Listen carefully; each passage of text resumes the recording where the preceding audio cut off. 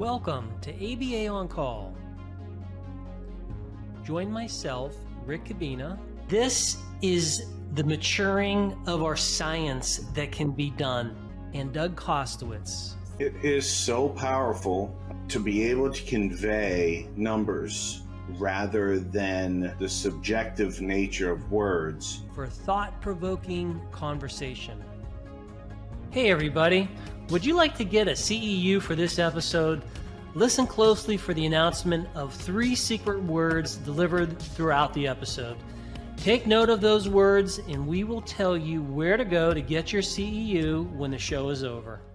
Hello everyone and welcome to ABA On Call. Today I am joined by my absolutely lovely co-host, Dr. Doug Kostewicz. Doug, how are you doing today? I'm doing great and decided to change up the location a little bit. I'm in my office instead of at home. I see that. It looks beautiful there over in Pittsburgh. Yes, it does. Well, we have a topic today which you might think is basic, but it's really important and it has applicability for all behavior analysts, and that is talking about respondent conditioning. Now, this is also called classical conditioning. It's also called Pavlovian conditioning. And I thought I would start off the show with some memes that I downloaded. Yeah. So I have 4 memes up here. So for those listening, how about this first one, Doug? It says, "Why is Pavlov's beard so soft?" Classical conditioning, but they have a picture of Einstein in there. I know. Like, what's going on here? I have no Don't idea. These people know? Yes. Then there's a picture of a dog with glasses, and it says Pavlov. That name rings a bell. Cute. And then there's this one with that little kid that is holding his fist. He's like a toddler, and it's when Pavlov discovers classical conditioning. He's like, "Yeah, I discovered it," which, that's kind of cool. Yep. Pavlov, that was a pretty big thing. And then there's, what's that guy's name? Is that Mr. Bean? Mr. Bean. Thought so. And he says, "Are you a conditioned stimulus because you're making me drool?" Clever. Very clever. I love it. Thank you. So, Doug, if you would like to take us through this basic respondent conditioning paradigm, and this started off with Pavlov. For those of you, when we talk about behaviorism, behaviorism has Pavlov in it. It has people like Watson. It has Skinner, and they all did different things. But Pavlov was way before. Well, I don't know if I'd say way before Skinner, but he was 1849 to 1936. Skinner was alive when that was coming out, but Skinner's first work was 38. So the bulk of Skinner's work was coming after Pavlov did his stuff. But this is the basics for respondent conditioning. So walk us through this. Sure. So I guess what Pavlov noticed, he was working with dogs and he was bringing meat powder, and he was noticing that they were salivating prior to eating this meat or meat powder. And so that salivation is considered the unconditioned response to the unconditioned stimulus of food. And so he developed some experiments to see what he could do with this stimulus response pairing. So what you see is the no response to a neutral stimulus, or the bell ringing. And so then he decided to pair bell ringing and food presentation, and you saw the unconditioned response salivation. When that was paired enough times, you could remove the meat powder and see the conditioned response to the conditioned stimulus. So the bell ringing would bring out the salivation without meat around. Yeah, that's a really fine explanation. And wow, we look back at this and be like, wow, this is really simple. I mean, at the time, So it was an incredible finding. Hmm. Pavlov, for people that don't know, he won Nobel Hmm. Prizes, and he was frequently uh, submitted. His name was submitted for Nobel Prizes. I mean, he just did some incredible work. And our field, when we think about behavior analysis and we think about behaviorism more broadly, this is about how do we understand why people do what they do. Hmm. And you just explained this respondent conditioning, which can help explain. Not everything, we're going to talk about operant conditioning later. Hmm. Not everything in the world is operant conditioned. Right. And we have this. I wanted to share with you this, so John Watson, maybe, I'm sure all of our listeners, and you too, Doug, will remember Watson and his little Albert Right. experiment. I mean, this was some messed up Yes, stuff very much when so. you think what. Yeah, I mean, this was so unethical, but back in the day, when this happened, there weren't IRB No. boards. And what happened, that conditioning paradigm that you shared is exactly what happened here with little Albert.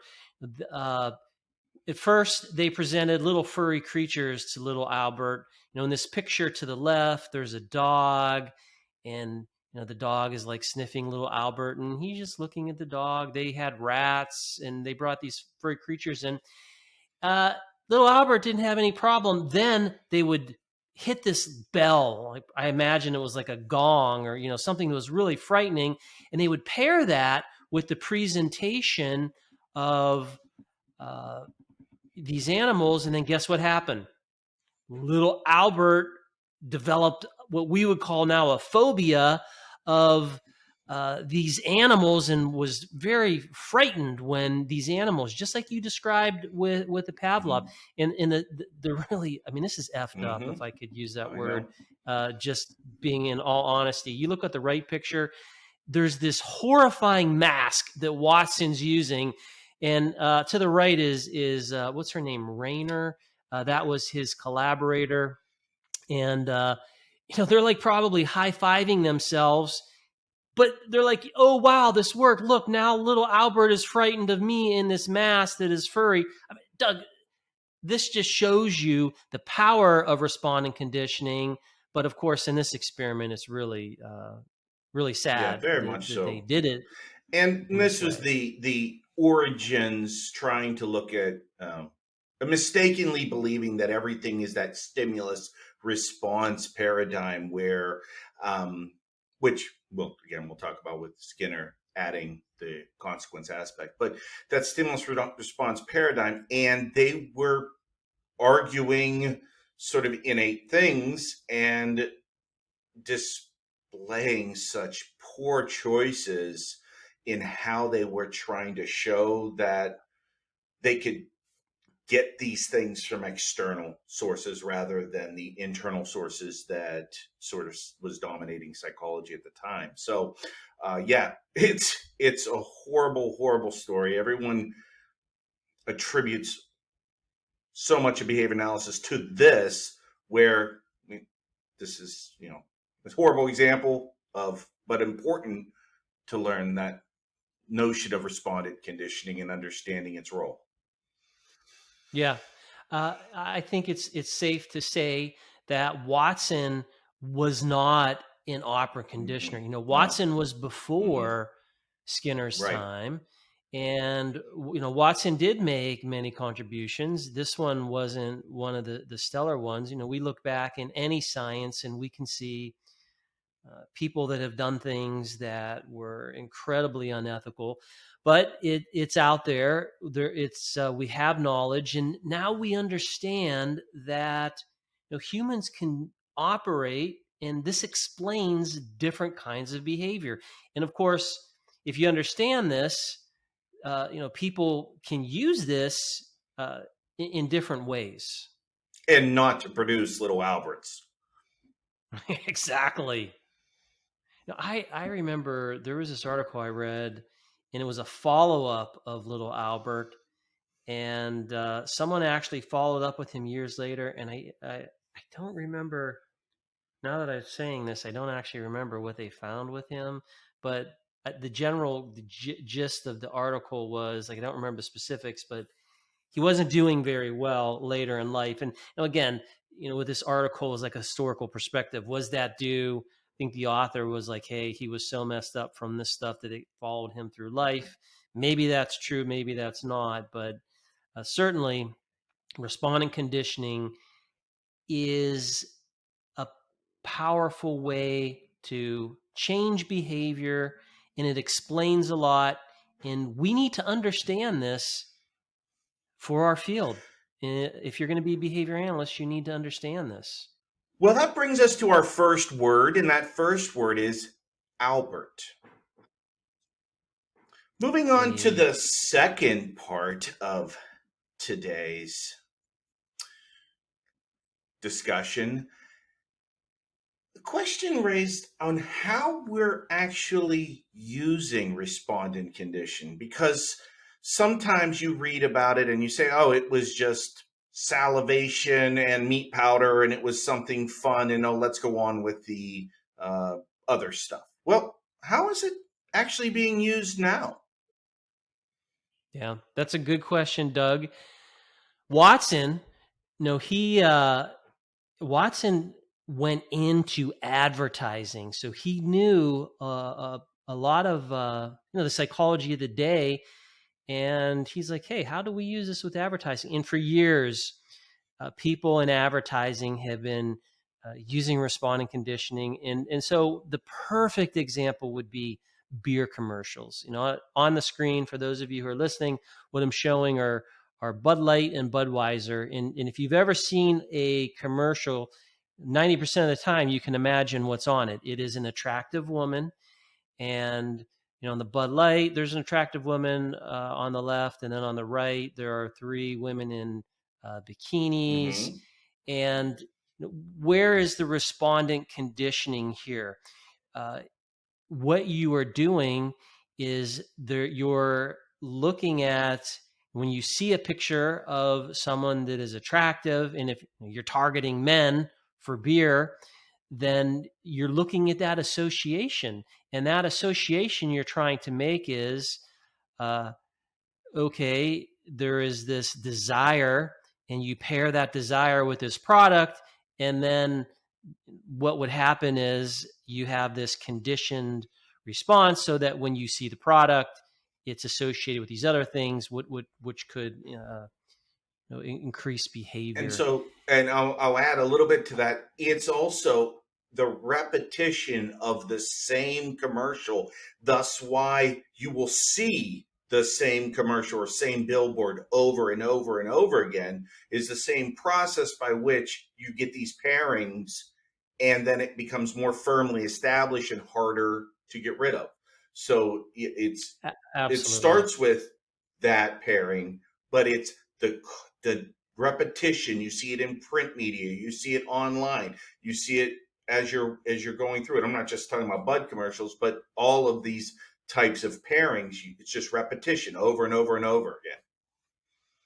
Yeah, and this, you see this too. This is on the positive side, but you can see commercials where it's on the negative side. Have you ever seen any of those like anti-smoking commercials? Mm-hmm. And sometimes you're giving these shocking images of a person that has gone through cancer treatment, and they're talking, and they have all of these problems, or they'll show black lungs, and they're working on that same idea. Now, when we say this is the thing that I think is important, that we're going to talk about next, but I'll bring it up here just briefly, is when we talk about any kind of behavior, we need to understand that it's not always just one thing that's going on, right? It's like not always operant. There could be some respondents, and same thing, when there's respondents, there could also be operants. But in this section, we really want to explain how do what are ways that we're using this paradigm to help people change. Right. A classic one, if you search phobia treatment Hmm. in systematic desensitization, Yep. this is something I'm assuming everyone is aware of, Yep. but this comes from a slide that I found, and it talks about arachnophobia and how do you explain it. And they show that if you're bitten by a spider and then there's fear, then the neutral stimulus is that spider. So then whenever that spider quickly becomes conditioned, and then there's fear. I mean, sometimes you talk about needing the pairing to happen repeatedly, but sometimes with certain things, you can be conditioned pretty quickly, such as these instances where there's some Right. pain that's involved. Yeah, well, a magnitude comes But into play, definitely. So yeah.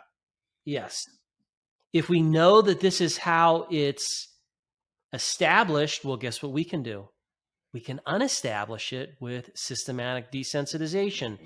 I remember very early on as an undergrad learning about this with spiders, and I can't remember what the book was, but they'll show how you do this. Like someone is so fearful of spiders, and it could be anything. It could be bugs, it could be snakes. And what's the first step? You put them in a room with a picture of whatever that fearful thing is. Then you move them closer to it. Then you bring out a toy. Then you bring out the real thing. And these steps, as you move forward, are helping the person. You're using this conditioning the other way, Hmm. where that conditioned stimulus is now being paired with other things, and then hopefully at the end of it, it is a neutral Right. stimulus and no longer has that conditioning.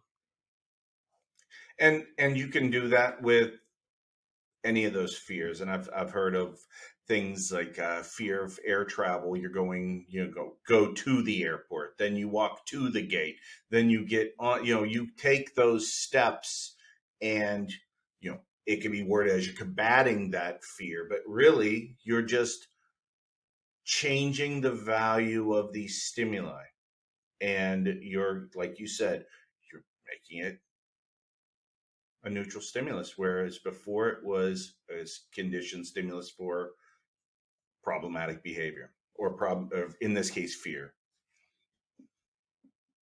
Yeah, it is powerful. Again, if we understand this paradigm, like it, well, again, I'm trying to jump to the next I session know. where I'm going to save my thoughts on operant conditioning.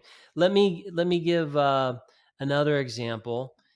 There's a paper that talks about gambling, Mm, and we'll talk about gambling as an operant. In this particular paper, realizes it, yes, that, but there's also all of these other like you have this adrenaline rush when you win. There's excitement.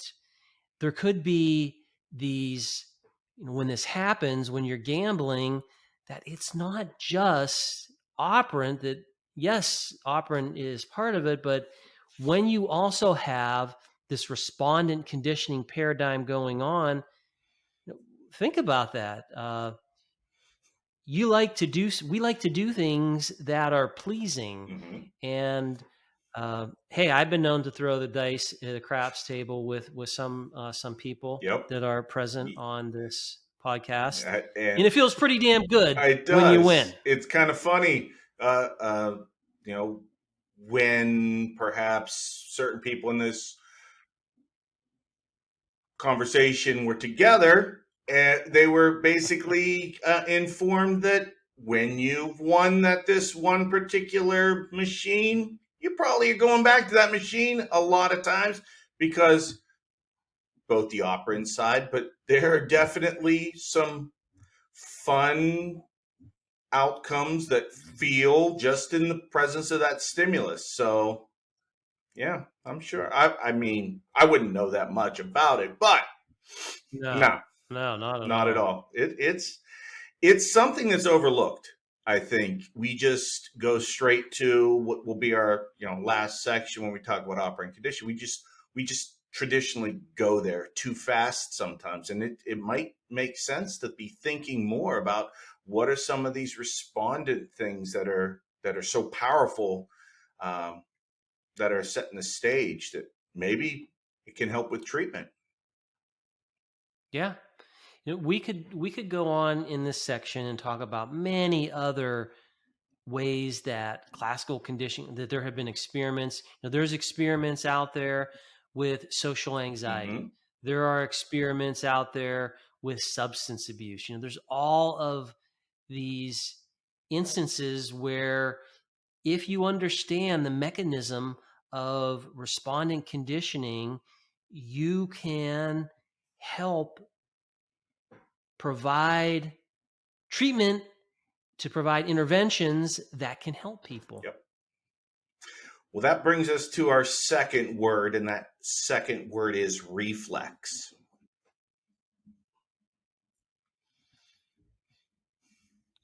Well, thank you, Doug, for our second word. And this will bring us into our third and final section.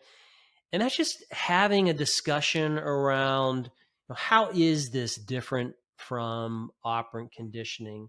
All of us who are behavior analysts, we have to know what is respondent or what is operant conditioning. And that's great that we know this, but now that we've talked about respondent conditioning, I feel describing, understanding the two and the differences and how they can work together and how they're can just help every behavior analyst be that much more effective in their job. Well, I mean, the primary difference is how they're established, right? And the type of behavior that it refers to. So, operant conditioning, you're looking at selection by consequences, Right. whereas respondent conditioning has more to do with the stimuli that are presented and paired with the response that you do, which is normally a reflex or something that's inherent to you as a biological organism, rather than you're being shaped by the environment through operant conditioning. That would be a Yeah. sort of a quick and dirty explanation there. It's the way I would think of them. Well, yeah, no, that's perfect. And now that we understand the difference, we can think about many situations where if you go in there and you just always only have an operant conditioning paradigm first in never thinking about the respondents, then that you could be missing out on some things. Like let's think about this. I know you've had these experiences. I have too. You've observed a teacher that yells at Hmm. students frequently, and right away, if you're thinking about yelling, well, what kind of operant conditioning are we talking about there? Right. So Going to be punishment it could contingency. be, or it could be if that child is working to get attention or whatnot, it could be a reinforcement contingency. But what you see is Yes. certain behaviors that are either increasing or decreasing around that yelling. But, and I'm going to jump in here because just the presence of that individual may be, as you mentioned, with the arachnophobia situation where it's a fear factor. It may be the presence of that person may become that conditioned stimulus for fear that's now setting the Yeah. stage for how I'm interacting with a variety of environmental influences, which then increase or decrease certain behaviors and change the value of consequences. But it was a now there's these established respondent behaviors that are going now aligned with the operant contingency. And it's not always do we think about that. We just think, oh, you got to stop yelling and that'll be fine. But you can also target some of these changes at the respondent level as well as the operant level. That's right. I mean, I this this example makes me think about back when I was in the military in the Navy going through boot camp, and we had these company commanders, and our interaction most of the time was them yelling at us, insulting us, getting in our face, and really yelling. And no matter who you are, when someone's doing that, it creates emotional behavior. There are certainly these respondents going on. And even as time went on, and these two guys softened, uh, whenever they would come to you, you would still feel like, oh man, what did I do wrong? And you could feel it. Mm-hmm. Like there's a visceral Yep. feeling. And to this day, when I think about my kind of company commanders, I don't like either of them. And part of that was, yes, they did these things, but probably a bigger part of it, when they weren't yelling at us and were getting us to do the right thing, that respondent is just something that's going to live with me.